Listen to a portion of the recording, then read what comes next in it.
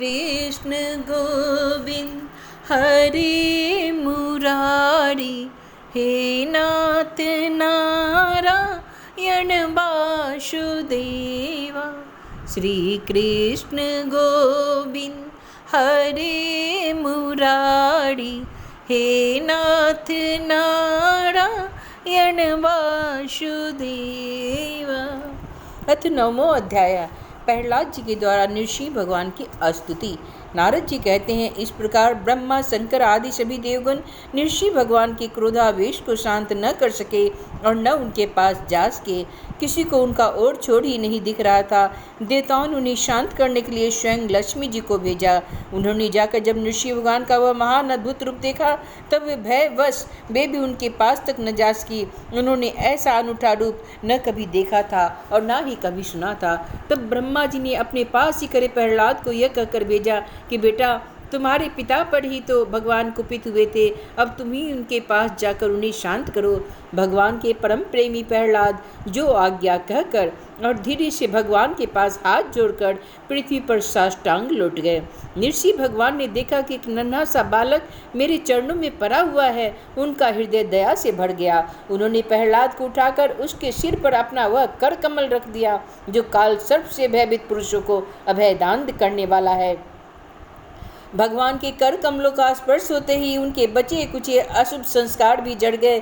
तत्काल उन्हें परमात्मा तत्व का साक्षात्कार हो गया। उन्होंने बड़े प्रेम से और आनंद में मग्न होकर भगवान के चरण कमलों को अपने हृदय में धारण किया। उस समय उनका सारा शरीर पुलकित हो गया। हृदय में प्रेम की धारा प्रभावित होने लगी और नेत्रों में आनंद राशि झरने लगे। प्रहलाद जी भावपूर्ण हृदय और निर्निमेष नयन से भगवान को देख रहे थे। भाव समाधि से स्वयं एकाग्र हुए मन के द्वारा उन्होंने भगवान के गुणों का चिंतन करते हुए प्रेम गदगद वाणी से स्तुति की। प्रहलाद जी ने कहा, ब्रह्मा आदि देवता, ऋषि मुनि और सिद्ध पुरुषों की बुद्धि निरंतर सत्व गुण में ही स्थित रहती है, फिर भी वे अपनी धारा प्रवाह स्तुति और अपनी विविध गुणों से आपको अब तक भी संतुष्ट नहीं कर सके। फिर मैं तो घोर असुर जाति में उत्पन्न हुआ हूँ, क्या आप मुझे संतुष्ट कर सकते हैं? मैं समझता हूँ कि धन, कुलीनता, रूप, तप, विद्या, ओज, तेज, प्रभाव, बल, पौरुष, बुद्धि और योग, ये सभी गुण परम पुरुष भगवान को संतुष्ट करने में समर्थ नहीं, परंतु भक्ति से तो भगवान गजेंद्र भी पर भी संतुष्ट हो गए थे। मेरी समझ में इन 12 गुणों से युक्त ब्राह्मण भी यदि भगवान कमलनाभ के चरण कमलों से विमुख हो तो वह चांडाल ही श्रेष्ठ है, जिसने अपने मन, वचन, कर्म, धन और प्राण से भगवान के चरणों को समर्पित कर रखा है। क्योंकि वह चांडाल तो अपने कुल तक को पवित्र कर देता है और बड़प्पन का अभिमान रखने वाला वह ब्राह्मण अपने को भी पवित्र नहीं कर सकता। सर्वशक्तिमान प्रभु अपने स्वरूप के साक्षात्कार से ही परिपूर्ण है। उन्हें अपने लिए क्षुद्र पुरुषों से पूजा ग्रहण करने की आवश्यकता नहीं है। वे करुणावश भोले भक्तों के हित के लिए उनके द्वारा की हुई पूजा स्वीकार कर लेते हैं। जैसे अपने मुख का सौंदर्य दर्पण में दिखने वाले प्रतिबिंब को भी सुंदर बना देता है, वैसे ही भक्त भगवान के प्रति जो सम्मान प्रकट करता है वह उसे ही प्राप्त होता है। इसलिए सर्वथा अयोग्य और अनाधिकार होने पर भी बिना किसी शंका के अपनी बुद्धि के अनुसार सब प्रकार से भगवान की महिमा का वर्णन कर रहा हूँ। इस महिमा के गान का ही ऐसा प्रभाव है कि अविद्यावश संसार चक्र में पड़ा हुआ जीव तत्काल पवित्र हो जाता है। भगवान आप सत्य गुण के आश्रय हैं। ये ब्रह्मा आदि सभी देवता आपके आज्ञाकारी भक्त हैं। ये हम दैत्यों की तरह आपसे द्वेष नहीं करते। हे प्रभु, आप बड़े बड़े सुंदर सुंदर अवतार ग्रहण करके इस जगत के कल्याण एवं अभ्युदय के लिए तथा उसी आत्मानंद की प्राप्ति कराने के लिए अनेकों प्रकार की लीलाएं करते हैं। जिस असुर को मारने के लिए आपने क्रोध किया था वह तो मारा जा चुका है। अब आप अपना क्रोध शांत कीजिए। जैसे बिच्छू और सांप की मृत्यु से सज्जन भी सुखी हो जाते हैं, वैसे इस दैत्य के संहार से सभी लोगों को बड़ा सुख हुआ। अब सब आपके शांत स्वरूप के दर्शन की बाट जोड़ रहे हैं। निहर्षि देव भय से मुक्त होने के लिए भक्तजन आपके इस रूप का स्मरण करेंगे। परमात्मन, आपका मुख बड़ा ही भयावना लग रहा है। आपकी जीभ लपलपा रही है, आंखें सूर्य के समान हैं, भौहें चढ़ी हुई हैं, बड़ी पैनी दाढ़ें हैं, हाथों की माला खून से लथपथ, गर्दन के बाल बच्चे की तरह सीधे खड़े कान और दिग्गजों को भी भयभीत कर देने वाला सिंहनाद एवं शत्रुओं को फाड़ डालने वाले आपकी नखों को देखकर मैं तनिक भी भयभीत नहीं हूँ। हे दीन बंधु, मैं भयभीत हूँ तो केवल इस अक्षय और उग्र संसार चक्र में पिसने से। मैं अपने कर्म पासों से बंध कर इस भयंकर जंतुओं के बीच में डाल दिया गया हूँ। हे मेरे स्वामी, आप प्रसन्न होकर मुझे कब अपने उन चरण कमलों में बुलाएंगे जो समस्त जीवों को एकमात्र शरण और मोक्ष स्वरूप है। हे अनंत, मैं जिन जिन योनियों में गया उन योनियों में प्रियों के वियोग और अप्रियों के संजोग से होने वाले शोक की आग में झुलसता रहा। उन दुखों को मिटाने की जो दवा है वह भी दुख रूप ही तो है। मैं न जाने कब से अपने से अतिरिक्त वस्तुओं को आत्मा समझकर इधर उधर भटक रहा हूँ। अब आप ऐसा साधन बतलाइए कि जिससे आपकी सेवा भक्ति प्राप्त कर सकूँ। हे प्रभु, आप हमारे प्रिय हैं, अहेतुक हितैषी सुहृद हैं। आप ही वास्तव में सबके परमाराध्य हैं। मैं ब्रह्मा जी के द्वारा गाई हुई आपकी लीला कथाओं का गान करता हुआ बड़ी सुगमता से राग आदि प्राकृतिक गुणों से मुक्त होकर इस संसार की कठिनाइयों को पार कर जाऊंगा, क्योंकि आपके चरण युगलों में रहने वाला भक्त परमहंस महात्माओं का संग तो मुझे मिलता ही रहेगा। भगवान नृसिंह, इस श्लोक में दुखी जीवों का दुख मिटाने के लिए जो उपाय माना जाता है वह आपकी उपेक्षा करने पर एक क्षण के लिए ही होता है।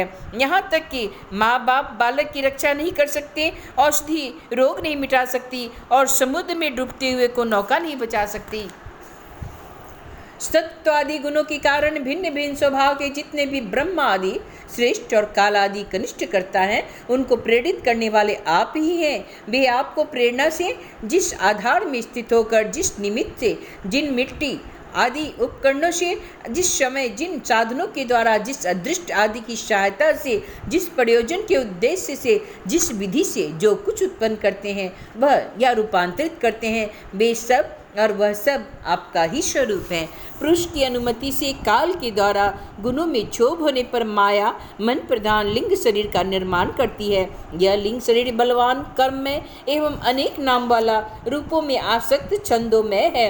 यही अविद्या के द्वारा कल्पित मन, 10 इंद्रिय और 5 तन्मात्रा, इन 16 विकार रूप अरु से युक्त संसार चक्र है। जन्म रहित प्रभु, आपसे भिन्न रहकर ऐसा कौन पुरुष है जो इस मन रूप संसार चक्र को पार कर जाए। सर्वशक्तिमान प्रभु, माया इस 16 अड़ों वाले संसार चक्र में डालकर ईख के समान मुझे पेर रही है। आप अपनी चैतन्य शक्ति से बुद्धि के समस्त गुणों को सर्वदा पराजित रखते हैं और काल रूप से संपूर्ण साध्य और साधनों को अपने अधीन रखते हैं। मैं आपकी शरण में आया हूँ, आप मुझे इससे बचाकर अपनी सन्निधि में खींच लीजिए। हे भगवान, जिनके लिए संसारी लोग बड़े लालायित रहते हैं, स्वर्ग में मिलने वाली समस्त लोकपालों की वह आयु, लक्ष्मी और ऐश्वर्य मैंने खूब देख लिए। जिस समय मेरे पिता तनिक क्रोध करके हंसते थे और उससे उनकी भवें थोड़ी टेढ़ी हो जाती थी, तब उन स्वर्ग की संपत्तियों के लिए कोई ठिकाना नहीं रह जाता था। वे लुटती फिरती थी, किंतु आपने मेरे इस पिता को भी मार डाला। इसलिए मैं ब्रह्मलोक तक की आयु, लक्ष्मी, ऐश्वर्य और वे इंद्रिय भोग जिन्हें संसार के प्राणी चाहते हैं, मैं नहीं चाहता, क्योंकि मैं जानता हूँ अत्यंत शक्तिशाली काल का रूप धारण करके आपने उन्हें ग्रस्त रखा है। इसलिए मुझे आप अपने दासों की सन्निधि में ले चलिए। हे कृष्ण, विषय भोग की बातें सुनने में ही अच्छी लगती है, वास्तव में ये मृत तृष्णा के जल के समान नितांत सत्य है। और यह शरीर भी जिससे वे भोग भोगे जाते हैं, अगणित रोगों का उद्गम स्थान है। कहाँ वे मिथ्या विषय भोग और कहाँ यह रोग युक्त शरीर। इन दोनों की क्षण भंगुरता और असारता जानकर भी मनुष्य इनसे विरक्त नहीं होता। वह कठिनाई से प्राप्त होने वाले भोग के नन्हे नन्हे मधु बिंदुओं से अपनी कामना की आग बुझाने की चेष्टा करता है। हे प्रभु, कहाँ तो इस तमोगुणी असुरवंश में रजोगुण से उत्पन्न हुआ मैं, और कहाँ आपकी अनंत कृपा। धन्य है आपने अपना परम प्रसाद स्वरूप और सकल संतापहारी वह कर कमल मेरे सिर पर रखा है, जिसे आपने ब्रह्मा, शंकर और लक्ष्मी जी के सिर पर भी कभी नहीं रखा। दूसरे संसारी जीवों के समान आप में छोटे बड़े का भेदभाव नहीं है, क्योंकि आप सबके आत्मा और अकारण प्रेमी हैं। फिर भी कल्प वृक्ष के समान आपका कृपा प्रसाद भी सेवन भजन से ही प्राप्त होता है। सेवा के अनुसार ही जीवों पर आपकी कृपा का उदय होता है, उसमें जातिगत उच्चता या निश्चितता कारण नहीं है। भगवान, यह संसार एक ऐसा अंधेरा कुआं है जिसमें काल रूप सर्प डसने के लिए सदा तैयार रहता है। विषय भोगों की इच्छा वाले पुरुष उसी में गिरे हुए हैं, मैं भी संगवश उसके पीछे उसी में गिरने जा रहा था, परंतु हे भगवान, देवर्षि नारद ने मुझे अपना बनाकर बचा लिया। तब भला मैं आपके भक्तजनों की सेवा कैसे छोड़ सकता हूँ। हे अनंत, जिस समय मेरे पिता ने अन्याय करने के लिए कमर कसकर हाथ में खड्ग ले लिया था, वह कहने लगा, यदि मेरे सिवा कोई और ईश्वर है तो वह तुझे बचा ले, मैं तेरा सिर काटता हूँ। उस समय आपने मेरे प्राणों की रक्षा की और मेरे पिता का वध किया। मैं तो समझता हूँ आपने अपने प्रेमी भक्त शनकादिक ऋषियों का वचन सत्य करने के लिए ही ऐसा किया था। भगवान, यह संपूर्ण जगत एकमात्र आप ही हैं, क्योंकि इसमें आदि में आप ही कारण रूप में थे, अंत में आप ही अवधि के रूप में रहेंगे और बीच में इसकी प्रतीति के रूप में केवल आप ही रहेंगे। आप अपनी माया से गुणों की परिणाम स्वरूप इस जगत की सृष्टि करके इससे पहले से विद्यमान रहने पर भी प्रवेश की लीला करते हैं। उन गुणों से युक्त होकर अनेक मालूम पड़ रहे हैं। हे भगवान, यह जो कुछ कार्य कारण के रूप में प्रतीत हो रहा है वह सब आप ही हैं और इससे भिन्न भी आप ही हैं। अपने पराय का भेदभाव तो अर्थहीन शब्दों की माया है, क्योंकि जिससे जिसका जन्म, स्थिति, लय और प्रकाश होता है वह उसका स्वरूप ही होता है। जैसे बीज और वृक्ष कारण और कार्य की दृष्टि से भिन्न भिन्न है, तो भी गंध तन मात्रा की दृष्टि से दोनों है तो एक ही। भगवान, आप इस संपूर्ण विश्व को स्वयं ही अपने में समेटकर आत्म सुख का अनुभव करते हुए निष्क्रिय होकर प्रलयकालीन जल में शयन करते हैं। उस समय अपने स्वयं सिद्ध योग के द्वारा बाह्य दृष्टि को बंद कर आप अपने स्वरूप के प्रकाश में निद्रा को विलीन कर लेते हैं और तुरीय ब्रह्म पद में स्थित रहते हैं। उस समय आप न तो तमोगुण से ही युक्त होते हैं और न ही विषयों को ही स्वीकार करते हैं। आप अपनी काल शक्ति से प्रकृति के गुणों को प्रेरित करते हैं, इसलिए यह ब्रह्मांड आपका ही शरीर है। पहले यह आप में लीन था, जब प्रलयकालीन जल के भीतर शेष शैया पर शयन करने वाले आपके योग निद्रा समाधि त्याग दी, तब बट के बीच से विशाल वृक्ष के समान आपकी नाभि से ब्रह्मांड कमल उत्पन्न हुआ था। उस पर सूक्ष्मदर्शी ब्रह्मा जी प्रकट हुए। जब उन्हें कमल के सिवा कुछ और भी दिखाई न पड़ा, तब अपने में बीज रूप से व्याप्त आपको वे न जान सके और आपको अपने से बाहर समझकर जल के भीतर घुसकर 100 वर्षों तक ढूंढते रहे, परंतु वहां उन्हें कुछ भी नहीं मिला। यह तो ठीक ही है, क्योंकि अंकुर आने पर उसमें व्याप्त बीज का कोई बाहर से अलग देख भी कैसे सकता है। ब्रह्मा जी को बड़ा ही आश्चर्य हुआ। वे हार कर कमल पर बैठ गए। अब बहुत समय बीत जाने पर तीव्र तपस्या करने से जब उनका हृदय शुद्ध हो गया, तब उन्हें भूत, इंद्रिय और अंतःकरण रूप अपने शरीर में ही ओतप्रोत से स्थित आपकी सूक्ष्म रूप का साक्षात्कार हुआ। ठीक वैसे ही जैसे पृथ्वी में व्याप्त उसकी अति सूक्ष्म तन मात्रा गंध होती है। विराट पुरुष सहस्त्र मुख, चरण, सिर, हाथ, जंगा, नासिका, मुख, कान, नेत्र, आभूषण और आयुधों से संपन्न था। 14 लोग उनके विभिन्न अंगों के रूप में शोभायमान थे। वह भगवान की एक लीलामयी मूर्ति थी। उसे देखकर ब्रह्मा जी को बड़ा आनंद हुआ। रजोगुण और तमोगुण रूप मधु और कैटब नाम के 2 बड़े बलवान दैत्य थे। जब वे वेदों को चुरा कर ले गए, तब आपने हयग्रीव अवतार ग्रहण किया और उन दोनों को मारकर सत्य गुण रूप श्रुतियां ब्रह्मा जी को लौटा दी। वह सत्यगिन ही आपका अत्यंत प्रिय शरीर है। महात्मा लोग इस प्रकार वर्णन करते हैं, हे पुरुषोत्तम, इस प्रकार आप मनुष्य, पशु, पक्षी, ऋषि, देवता और मत्स्य आदि अवतार लेकर लोगों का पालन करता था विश्व के द्रोहियों का संहार करते हैं। इन अवतारों के द्वारा आप प्रत्येक युग में उसके धर्मों की रक्षा करते हैं। कलयुग में आप छिपकर गुप्त रूप में ही रहते हैं, इसलिए आपका एक नाम त्रियुग भी है। हे वैकुंठनाथ, मेरे मन की बड़ी दुर्दशा है। वह पाप वासनाओं से भी कलुषित है, स्वयं भी अत्यंत दुष्ट है। यह पाप ही कामनाओं के कारण आतुर रहता है और हर शोक, भय एवं लोक परलोक, धर्म, पत्नी, पुत्र आदि की चिंताओं में व्याकुल रहता है। इसे आपकी लीलाओं कथाओं में तो रस ही नहीं मिलता, इसके मारे मैं दीन हो रहा हूँ। ऐसे मन से मैं आपके स्वरूप का चिंतन कैसे करूँ। हे अच्युत, यह कभी न धाने वाली जीव मुझे स्वादिष्ट रसों की ओर खींचती रहती है। जन्नेन्द्रिय सुंदरी स्त्री की ओर खींचती है, जन्ने त्वचा सुकोमल स्पर्श की ओर, पेट भोजन की ओर, कान मधुर संगीत की ओर, नासिका भीनी भीनी सुगंध की ओर और ये चपल नेत्र सौंदर्य की ओर मुझे सदा ही खींचते रहते हैं। इनके सिवा कर्मेंद्रियां भी अपने अपने विषयों की ओर ले जाने की ओर जोर लगाती ही रहती है। मेरी तो ये दशा हो रही है जैसे किसी पुरुष की बहुत सी पत्नियां उसे अपने अपने शयन गृह में ले जाने के लिए चारों ओर से घसीट रही है। इस प्रकार यह जीव अपने कर्मों के बंधन में पड़कर इस संसार रूप बैतरणी नदी में गिरा हुआ है। जन्म से मृत्यु, मृत्यु से जन्म और दोनों के द्वारा कर्म भोग करते करते यह भयभीत हो गया है। यह अपना है, यह पराया है। इस प्रकार के भेदभाव से युक्त होकर किसी से मित्रता करता है तो किसी से शत्रुता। आप इस मूढ़ जीव जाति की यह दुर्दशा देखकर करुणा से द्रवित हो जाइए। यह इस भव नदी से सर्वदा पार रहने वाले भगवान इन पापियों को भी अब पार लगा दीजिए। हे जगत गुरु, आप इस सृष्टि की उत्पत्ति, स्थिति तथा पालन करने वाले हैं। ऐसी अवस्था में इन जीवों को इस भव नदी के पार उतार देने में आपको क्या प्रयास है?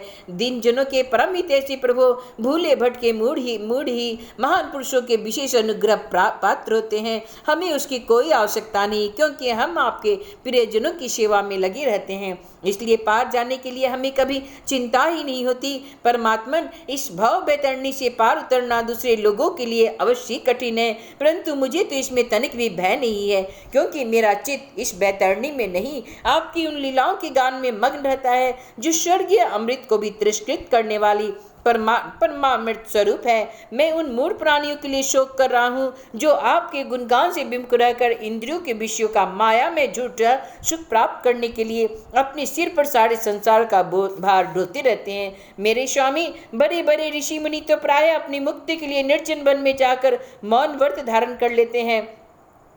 वो दूसरों की भलाई के लिए कोई विशेष प्रयत्न नहीं करते, परंतु ऐसी दशा में तो दूसरी ही हो रही है। मैं इन भूले हुए असहाय गरीबों को छोड़कर अकेला मुक्त भी नहीं होना चाहता, और इन भटकते हुए प्राणियों के लिए आपके सिवा और कोई सहारा भी नहीं दिखाई पड़ता। घर में फंसे हुए लोगों को जो मैथुन का सुख मिलता है वह अत्यंत तुच्छ एवं दुख रूप है। जैसे कोई दोनों हाथों से खुजली कर रहा है और उस खुजली से थोड़ा सा सुख मालूम हुआ, लेकिन उसके बाद उसे दुख ही दुख है। किंतु वे भूले हुए अज्ञानी मनुष्य बहुत दुख भोगने पर भी इन विषयों से अधाते नहीं। इसके विपरीत घोर पुरुष जैसे खुजलाहट को सह लेते हैं, वैसे कामयदी बेगों को भी सह लेते हैं। सहने से ही उनका नाश होता है। पुरुषोत्तम मोक्ष के 10 साधन प्रसिद्ध है: मौन, ब्रह्मचर्य, शास्त्र श्रवण, तपस्या, स्वाध्याय, स्वधर्म पालन, युक्तियों से शास्त्रों की व्याख्या, एकांत सेवन, जप और समाधि। परंतु जिनके इंद्रिय वश में नहीं है उनके लिए ये सब जीविका के साधन व्यापार मात्र रह जाते हैं, और दम्भियों के लिए तो जब तक उनकी पोल खुलती नहीं तभी तक ये जीवन निर्वाह के साधन रहते हैं, और भंडापुर हो जाने पर वह भी नहीं। वेदों के बीज और अंकुर के समान आपके 2 रूप बताए हैं, कार्य और कारण। वास्तव में आप प्राकृत रूप से रहित है, परंतु इन कार्य और कारण रूपों को छोड़कर आपके ज्ञान का और कोई साधन भी नहीं। काष्ठ मंथन के द्वारा जिस प्रकार अग्नि प्रकट की जाती है, उसी प्रकार योगी जन भक्ति योग की साधना से आपको कार्य और कारण दोनों में ही ढूंढ निकालते हैं, क्योंकि वास्तव में ये दोनों आपसे पृथक नहीं है, आपके स्वरूप ही हैं। हे अनंत प्रभु, वायु, अग्नि, पृथ्वी, आकाश, जल, पंच तन्मात्राएं, प्राण, इंद्रिय, मन, चित्त, अहंकार, संपूर्ण जगत एवं सगुण और निर्गुण सब कुछ केवल आप ही हैं। और तो क्या, मन और वाणी के द्वारा जो कुछ निरूपण किया गया है वह सब आपसे पृथक नहीं है। समग्र कीर्ति के आश्रय भगवान ये सत्वादि गुण और इन गुणों के परिणाम महत्त्वादि देवता, मनुष्य एवं मन आदि कोई भी आपका स्वरूप जानने में समर्थ नहीं है, क्योंकि ये सब आदि अंत वाले हैं और आप अनादि एवं अनंत हैं। ऐसा विचार करके ये ज्ञानी जन शब्दों की माया से उपरत हो जाते हैं। परम पूज्य, आपकी सेवा के 6 अंग है: नमस्कार, स्तुति, समस्त कर्मों का समर्पण, सेवा, पूजा, चरण कमलों का चिंतन और लीला कथा का श्रवण। इस षडंग सेवा के बिना आपके चरण कमलों की भक्ति कैसे प्राप्त हो सकती है, और भक्ति के बिना आपकी प्राप्ति भी कैसे हो सकती है? हे प्रभु, आप तो अपने परम प्रिय भक्तजनों के परमहंसों के ही स्वरूप है। नारद जी कहते हैं, इस प्रकार भक्त प्रहलाद ने बड़े प्रेम से प्रकृति और प्राकृतिक गुणों से रहित भगवान के स्वरूप भूत गुणों का वर्णन किया। इसके बाद वे भगवान के चरणों में सिर झुकाकर चुप हो गए।